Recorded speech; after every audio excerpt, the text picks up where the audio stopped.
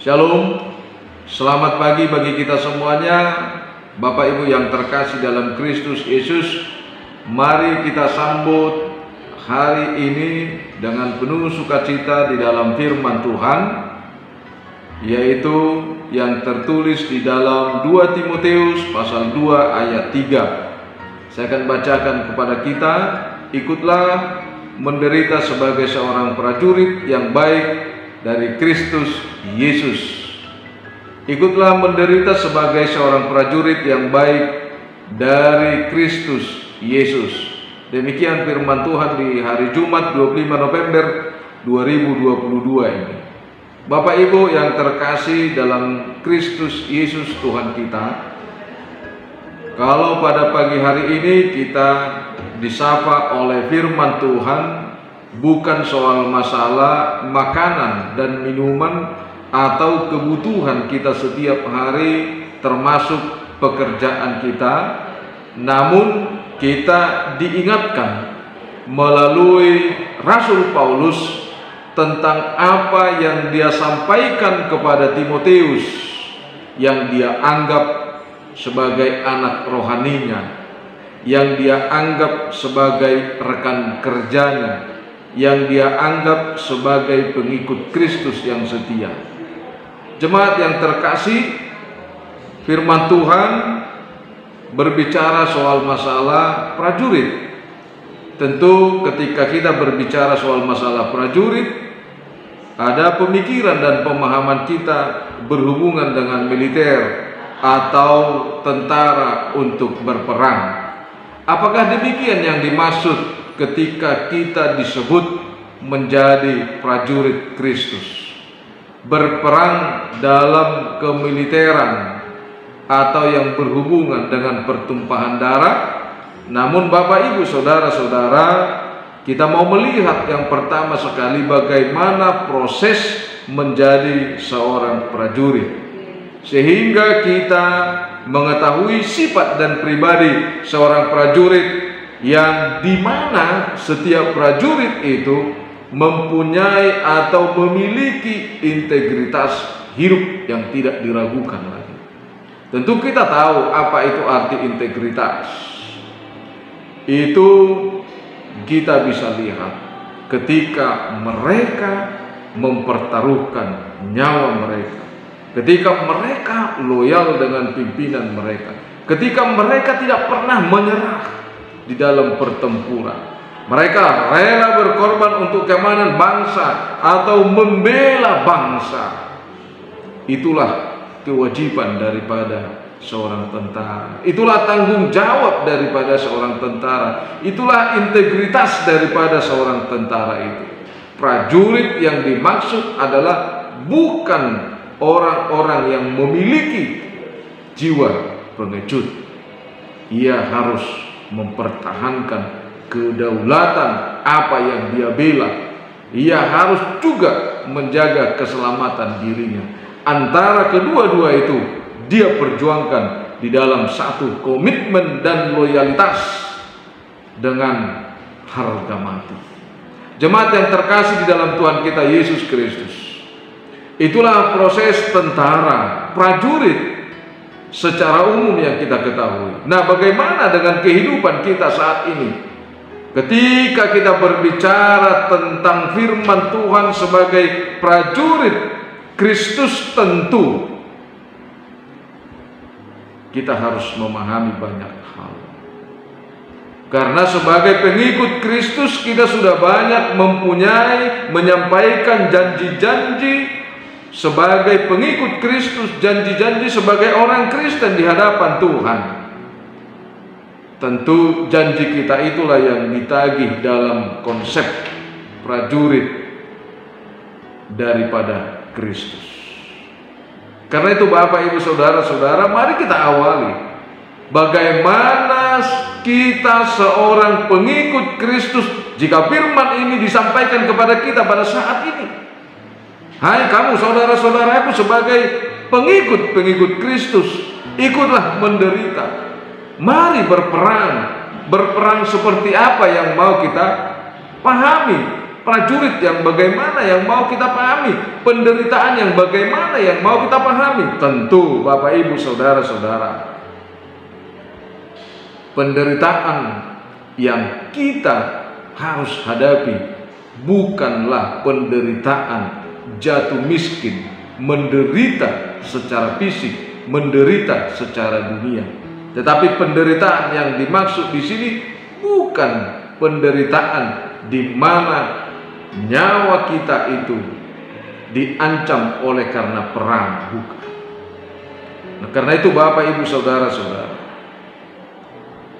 sebagai orang Kristen memang kata penderitaan ini bisa berlawanan dengan keinginan kita. Ada banyak orang yang mengharapkan bahwa kekristenan itu, mengikut Kristus itu justru mau melepaskan penderitaan, melepaskan pergumulan, mendapatkan suatu kebahagiaan, mendapatkan suatu kemakmuran dan kesuksesan. Tetapi pada saat ini, kenapa lagi kita diajak untuk menderita? Karena itu Bapak Ibu Saudara-saudara, penderitaan yang dimaksud berbeda dengan penderitaan yang dialami oleh dunia.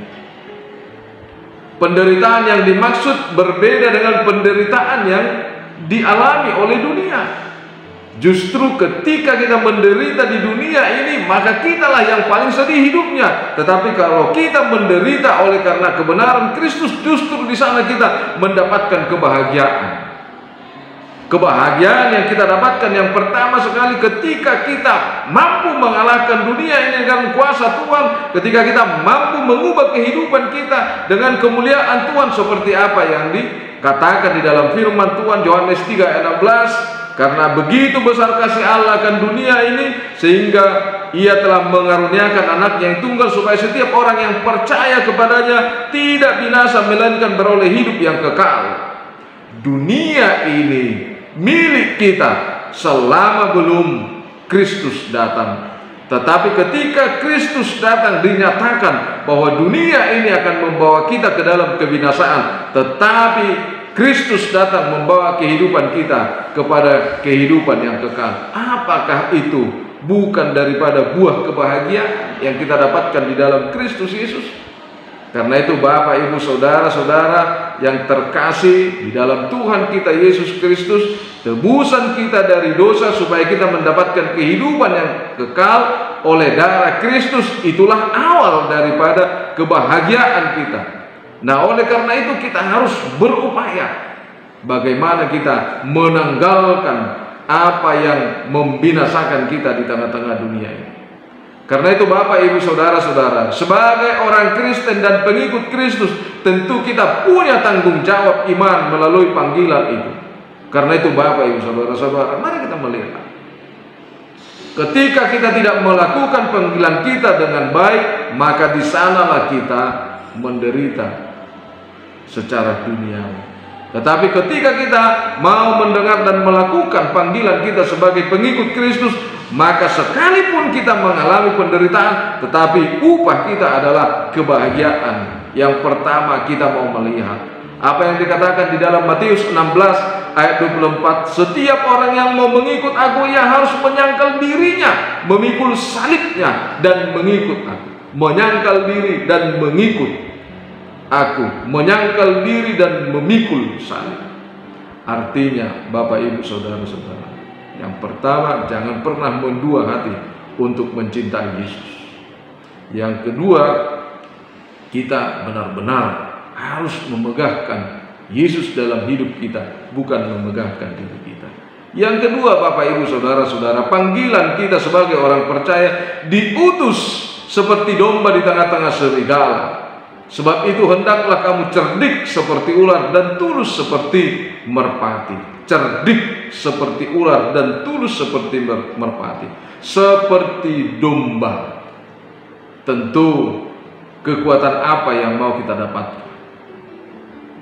Tuhan mau menyatakan kepada kita tidak perlu hidup konyol, tidak perlu kekerasan dihadapi dengan kekerasan, tetapi Tuhan mengingatkan kita supaya kita itu cerdik dan tulus.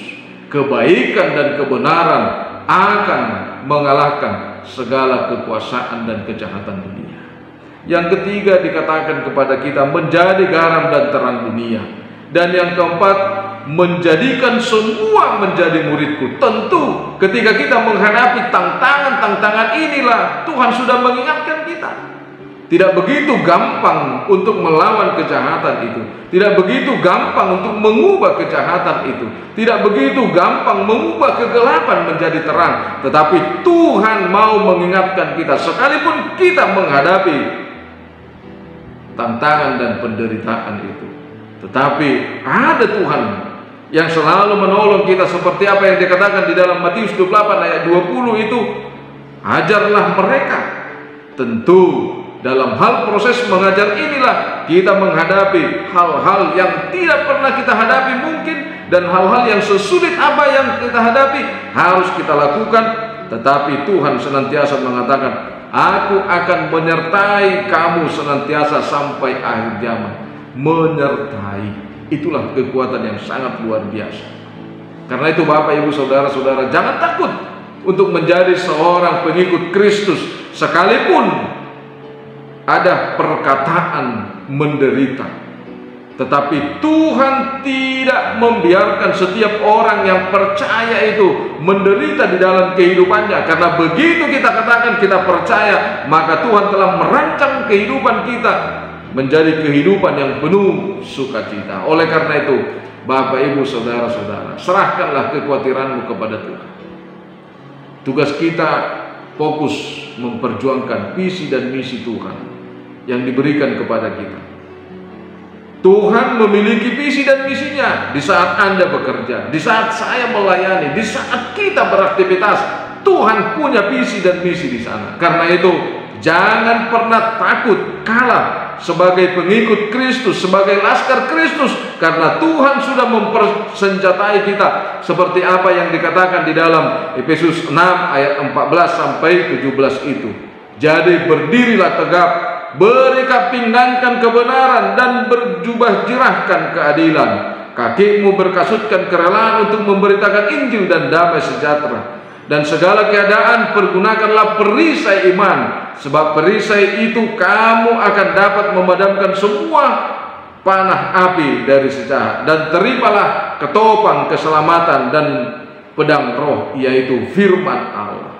Anda ingin bahagia, Anda ingin selamat, Anda ingin lepas dari persoalan, Anda ingin lepas dari penderitaan, lakukanlah ketopang keselamatan dan pedang roh, yaitu firman Allah.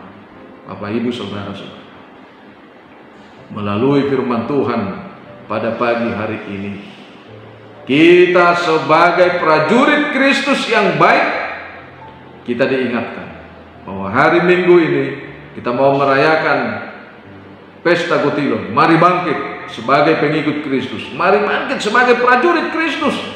Harus menyatakan kuasa Tuhan dalam kehidupan kita, kasih Tuhan dalam menyertai kehidupan kita, dan mencukupkan kehidupan kita, sehingga kita layak sebagai anak-anak terang sampai pada saat ini. Jangan takut dan jangan berhenti melakukan yang baik. Amin. Kita berdoa. Segala puji syukur bagimu Allah Bapa yang bertahta di dalam kerajaan sorga, atas kasih dan karuniamu yang menyertai kehidupan kami. Terima kasih Tuhan, kalau pada pagi hari ini Engkau telah mengingatkan kami bahwa kasih-Mu dan kuasa-Mu menyertai kehidupan kami, dan telah membuat kami Tuhan menjadi orang-orang yang berharga, mempunyai nilai sebagai pengikut Kristus. Dan biarlah Tuhan, kalau pada pagi hari ini Engkau ingatkan kami bahwa dalam setiap pekerjaan kami, aktivitas kami, di sanalah ada visi dan misi Kristus. Oleh karena itu Tuhan, kami harus berjuang untuk memberitakan kebenaran firman.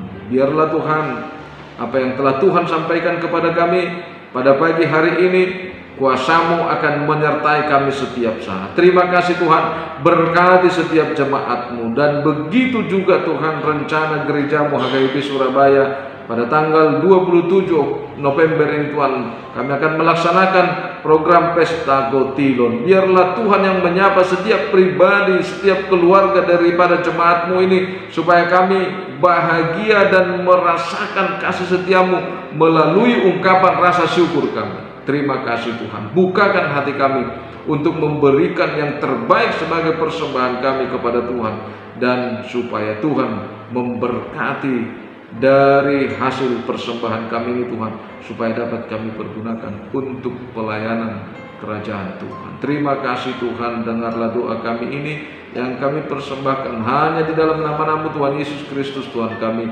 Anugerah Tuhan kita, kasih setialah Bapa, persekutuan Roh Kudus memberkati kita. Amin. Bapak Ibu, saudara-saudara yang terkasih, mari kita melakukan segala aktivitas kita sebagai prajurit Kristus, membawa kebenaran, membawa sukacita. Dan begitu juga kami atas nama Parhalado Panitia mengundang Bapak Ibu saudara-saudara supaya kita hadir semuanya, membawa keluarga kita, membawa anak-anak kita untuk mengikuti Pesta Gotilon HKBP Surabaya. Di sanalah diuji iman atau spiritualitas kita, iman kesetiaan kita, kualitas iman kita untuk bersyukur dan memberikan yang terbaik kepada Tuhan. Mari hidup di dalam semangat. Horas.